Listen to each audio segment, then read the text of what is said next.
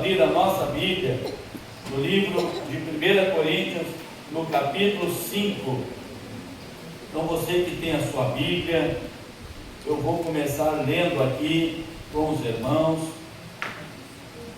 Depois nós vamos procurar entender melhor o significado da Páscoa. 1 Coríntios capítulo 5.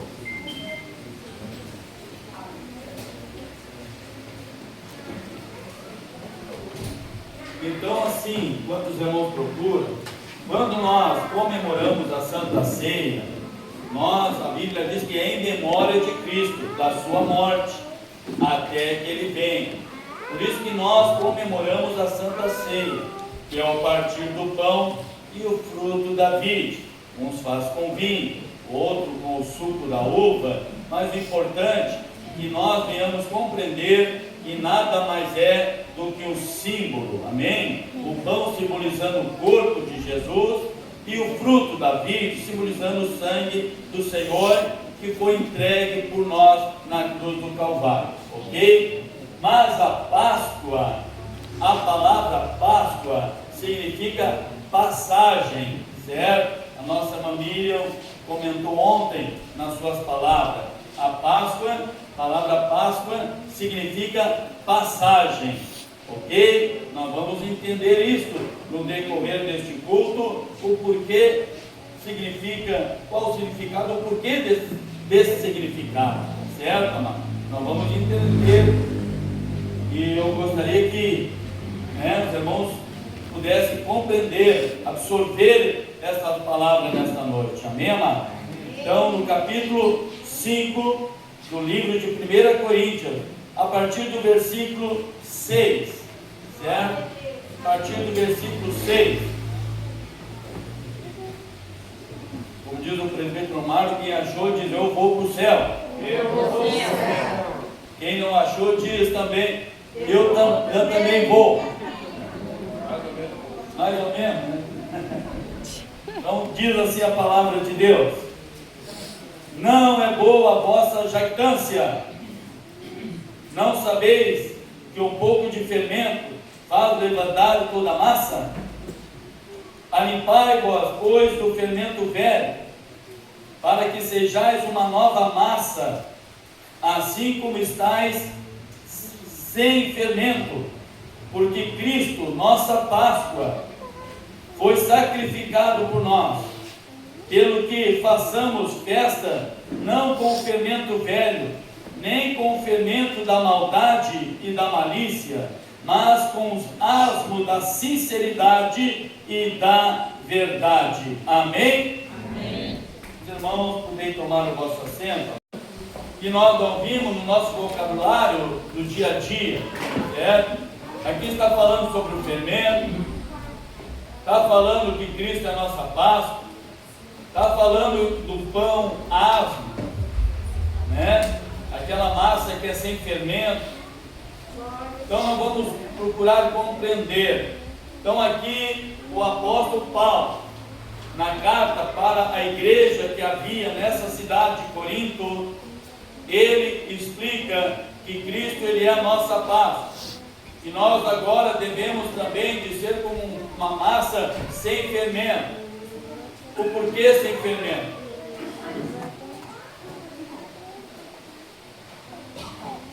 Para nós entendermos isso, irmão, eu gostaria que todos pudessem, irmão, absorver isso, guardar isso, porque se nós não entendermos no decorrer, nós vamos ouvir, mas muitas coisas nós não vamos compreender. Então, por isso que eu gostaria de salientar e colocar bem claro aqui: quando foi instituído, quando foi que Deus falou pela primeira vez sobre a Páscoa na Bíblia? Então aqui, os meninos aqui, ó, deixa para brincar depois, tá? Escute aqui a palavra de Deus. É sério, nós precisamos compreender. Como eu falei no começo, o comércio é uma coisa, tá? Diz que a Páscoa é o coelhinho, é chocolate, isso é o comércio. Mas na realidade, pela palavra de Deus, não é assim. Biblicamente, está dizendo que Cristo, Ele é a nossa... Cristo é a nossa Páscoa. E Páscoa significa o quê? Passagem. Muito bem. Então, amado, eu gostaria, pode ficar sentado mesmo, lá no livro de Êxodo, no capítulo 12, ali é a primeira vez que Deus vai falar sobre a Páscoa para o povo que estava escravizado na terra do Egito.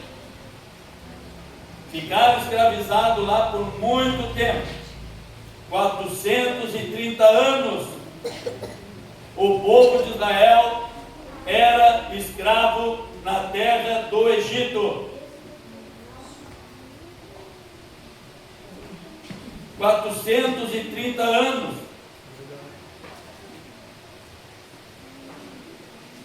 Lá o esposo via a esposa apanhando, a esposa via os filhos, o esposo. Não podiam fazer nada. Eles eram escravos, no sofrimento. A Bíblia diz que Deus ouviu o clamor do seu povo. Deus levantou um libertador. Naquele tempo, Deus preparou. Não vou entrar no mérito de toda a história devido ao nosso tempo. Quero remir o tempo, quero ser breve. Moisés, Deus levantou este homem, e lá ele foi com a autoridade de Deus.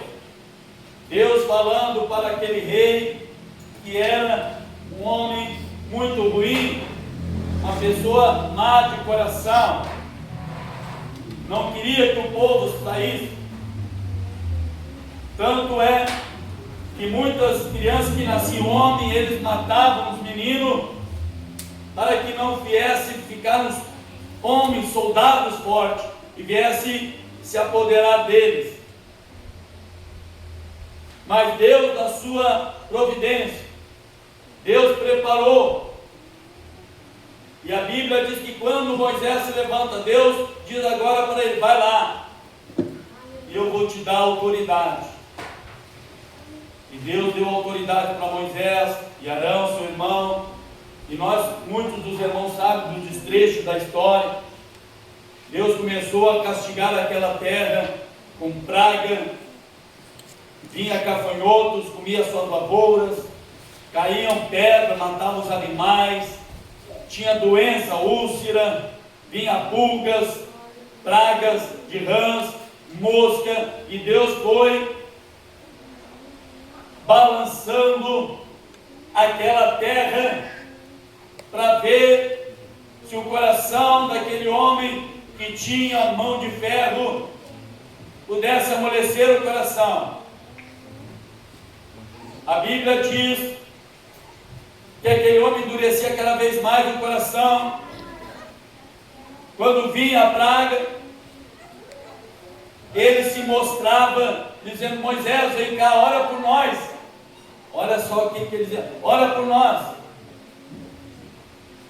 ora aqui por nós, e nós vamos deixar o povo de Israel sair. E Moisés orava, e a praga cessava.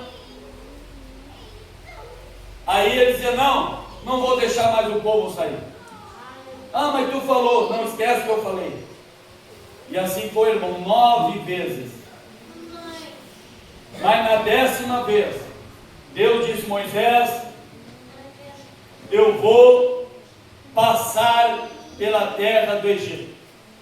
E desta vez, o coração de Faraó, ele vai se estremecer, porque eu vou tirar o meu povo da escravidão.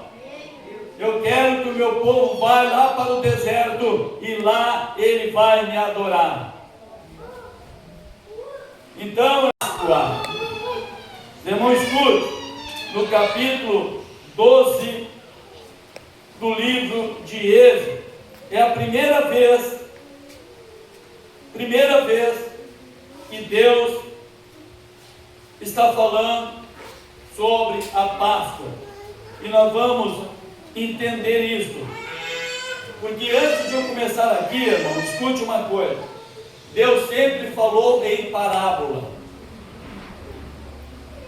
O que é uma parábola, pastor? Como eu falei, é um dialeto do povo cristão. Parábola é uma comparação. Muitos eu sei que entendem. Uma comparação das coisas terrenas para nós entendermos as coisas espirituais. Certo? Cristo, quando estava aqui na terra, ele falou muito em parábola, em comparação. É aquela coisa que a gente bota lado a lado para nós entendermos. Lado a lado para nós entendermos.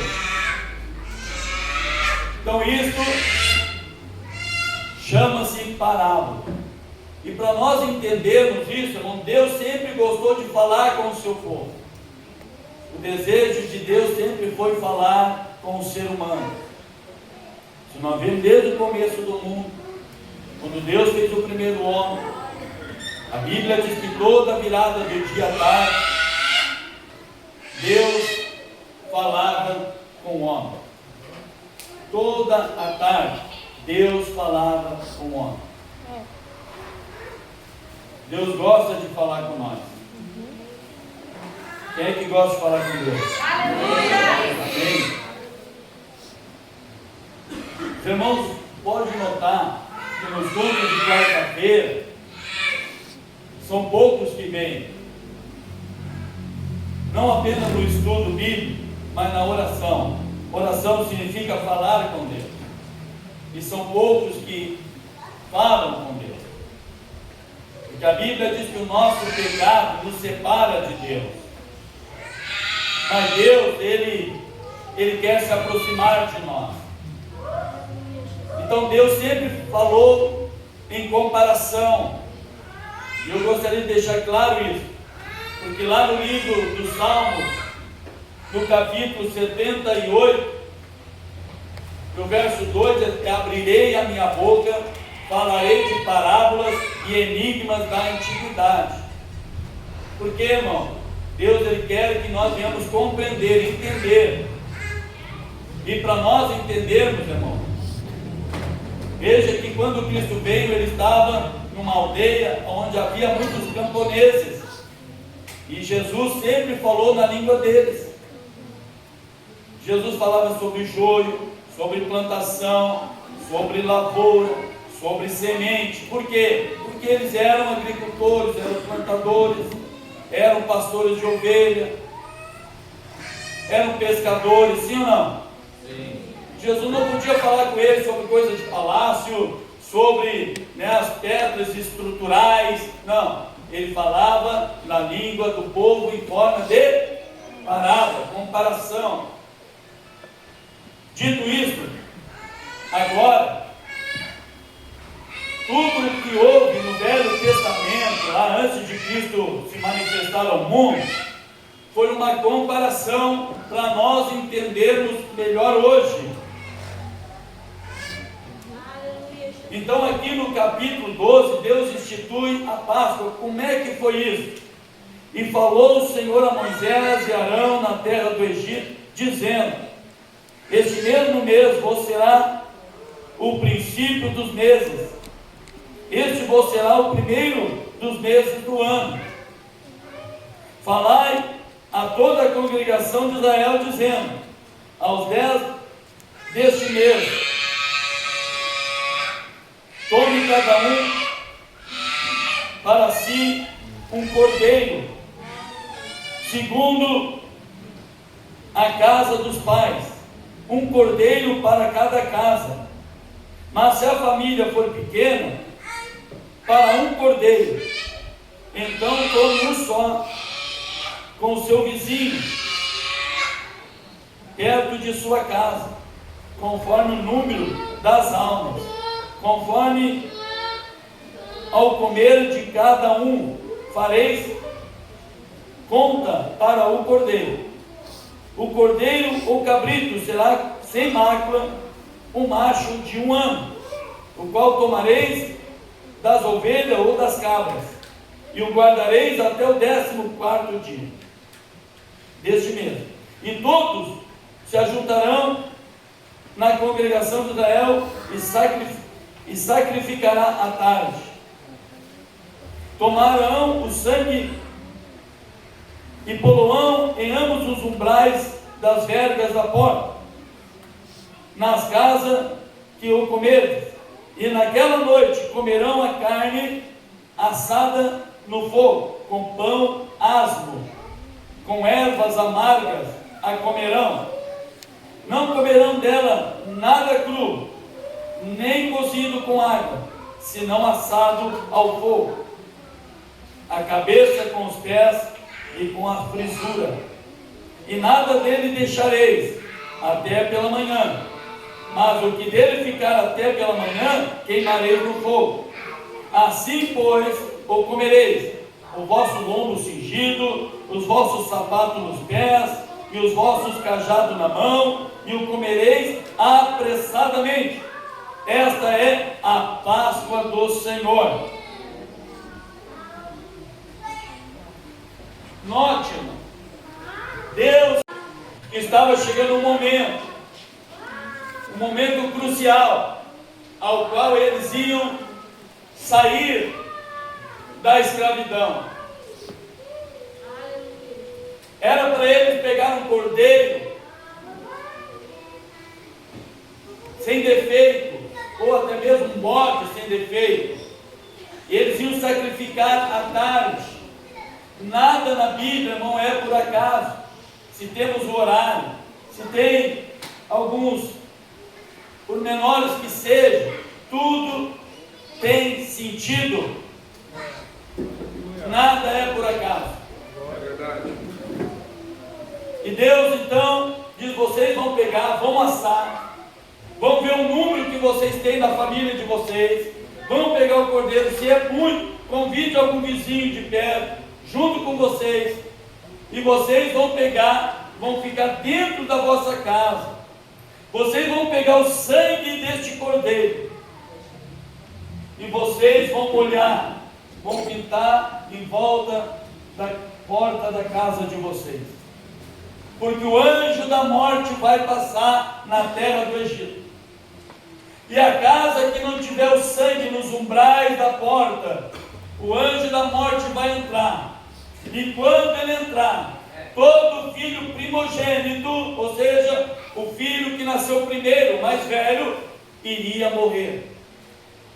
Mas a casa que tivesse, nossa língua, os espelhos da porta, marcado com o sangue, o anjo da morte não ia entrar, ia passar. E Deus diz: vocês vão comer a noite toda, vão ficar ali assando.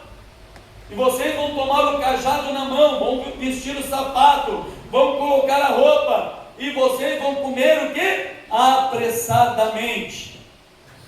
Porque Deus estava com pressa. Isto é a passagem. Porque, irmão, o livro de Êxodo, a palavra Êxodo significa saída. Ok? Saída para o caminho, ou apenas saída. Então, foi escrito o livro de Êxodo, significando a saída do povo de Deus que estava escravo. Este cordeiro agora ia ser morto, ia ser assado, o povo vestido, comendo. Se sobrasse alguma coisa, tinha que queimar no fogo. Era para comer os pés, a cabeça e também as frisuras. Filho, coração. E aqui eu faço um parente, irmão. O cordeiro significa quem? É um símbolo de quem? De Jesus Cristo. Esse sangue nos umbrais da porta significa o quê? O sangue de Jesus Cristo em nossas vidas. É verdade. Veja que tudo tem um significado do porquê. O cordeiro naquele momento era a Páscoa, e Deus diz: vocês vão comemorar isto nas vossas gerações. Significa uma passagem daquele que era escravo, agora será livre. Nós éramos também escravos. Quando cremos em Jesus Cristo, foi uma passagem. Hoje nós somos livres. Amém? Oh, glória! E Deus disse mais para aquele povo: vocês vão comer o pão asmo, ou seja, sem fermento. O fermento simboliza o pecado. Porque o fermento, quando coloca numa massa, as irmãs ou os irmãos que fazem, né, Moí? A massa se eleva, que elevada é o fermento. Então o fermento significa o pecado. Então vocês vão comer o pão asmo e também tomar ali uma erva amarga. O povo tomava aquela erva que era amarga, mas quando ele comia a carne assada do cordeiro, se tornava adocicada, tirava aquele sabor amargo da boca. Isso significa, irmão, a nossa vida longe de Deus é uma vida amarga, é uma vida como fel, como um absinto, um gosto ruim. Mas quando temos Jesus Cristo, a nossa vida tem sentido. Quem é que pode aplaudir, irmão? Porque é uma grande realidade. Alguém pode dizer: ah, pastor, tá bom, irmão. Alguns países comunistas que era proibido de entrar a Bíblia, anunciar outro evangelho, muitos lá, muitos jovens que não passavam na faculdade, eles entravam de 4 ou 5 dentro do carro, fechavam tudo, e eles acabavam morrendo com vergonha por não honrar os pais, e eles não conseguiam encarar os pais, acabavam morrendo. Isso era na China, né? No Japão, na Rússia, país comunista. E aí o que eles fizeram? Muitos governantes: vamos deixar entrar a religião. Deixando entrar a religião, em vez de se matar, eles têm algo para se agarrar. Os irmãos estão notando? Por isso que é importante nós termos Jesus Cristo, não só pela razão humana, mas é além disso aí. Oh glória! É além, porque Cristo é o único que nos eleva e que nos dá a graça e a força. Amém? Eu falo isso para os irmãos entenderem. Quando se fala a cabeça, a frisura, muitos querem Cristo na hora boa. Não, eu quero a parte do vazio, eu quero a costelinha, irmão. Não, mas tem os pés. Não. Irmão, a vida com Jesus é assim, é entre altos e baixos. Muitas vezes você vai estar chorando, mas muitas vezes você vai estar sorrindo. Amém? Porque Jesus disse: no mundo tereis aflições, mas tem de bom ânimo. Que é o que? A nossa fé. Amém. É a nossa esperança.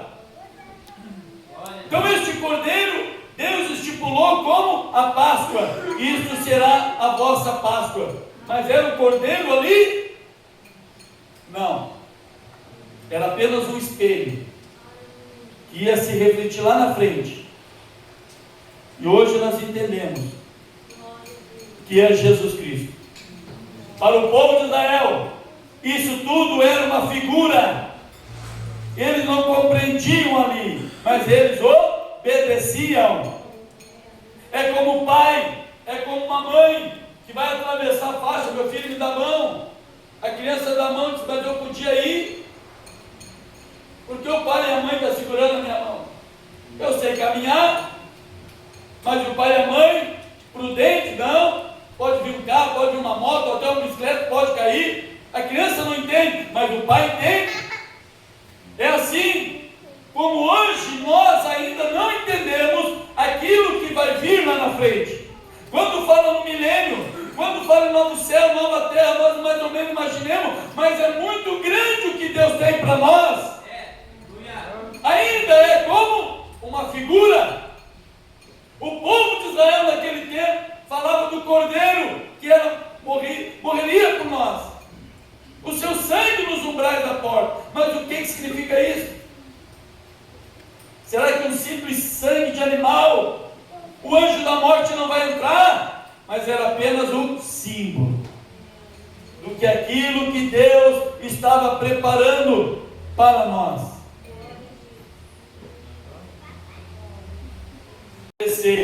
E nós vimos no decorrer da história que à meia-noite o anjo passa. Muitas casas havia choro, grito, desespero, angústia. Homens segurando seus filhos, chorando, mulheres segurando seus filhos e chorando, estavam mortos. Mas toda a casa que tinha o sangue nos umbrais da porta estavam ali glorificando a Deus. Porque o anjo da morte olhava e passava, mas o que não tinha, ele entrava e levava aquela vida. Isto é fato, é real, é verdadeiro. Não é apenas uma história, mas é realidade. Hoje para nós, irmão, Cristo é a nossa Páscoa, a nossa passagem. Para onde? Para a eternidade. Cristo, Ele é a verdadeira Páscoa. Quando nós cremos, quando nós nos entregamos, quando nós assim nos colocamos para Ele, Ele hoje é a nossa passagem. Por isso que Ele diz: eu sou o caminho, a verdade e a vida. Ninguém vem ao Pai a não ser por mim. Não existe outro caminho. Ninguém nos leva para o céu a não ser a nossa entrega para Cristo.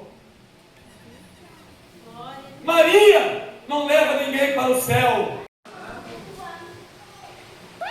Santo nenhum leva a não ser Cristo Jesus, o único que não tem palavra de vida eterna. Porque, irmão, Ele se entregou por nós. Ele é o Cordeiro de Deus que tira o pecado do mundo. Essa é a verdadeira Páscoa. Quando Cristo ressuscitou, oh glória, ali estava a entrada para nós ir morar no céu. Quando o homem pecou, não podia mais entrar no jardim. Havia uma espada de fogo, havia anjos ali, ninguém podia entrar, era proibido.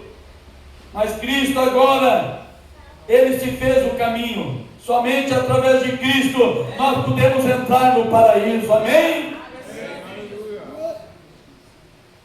Somente através de Jesus Cristo, irmão. Não adianta pelos meus esforços. Eu faço bem, isto não nos leva para o céu.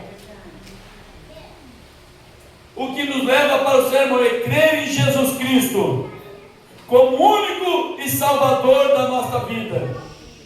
Quando eu me entrego a Cristo, quando eu sou batizado nas águas em nome do Senhor, quando eu começo a seguir Ele, então eu sou transformado pelo poder do Espírito Santo.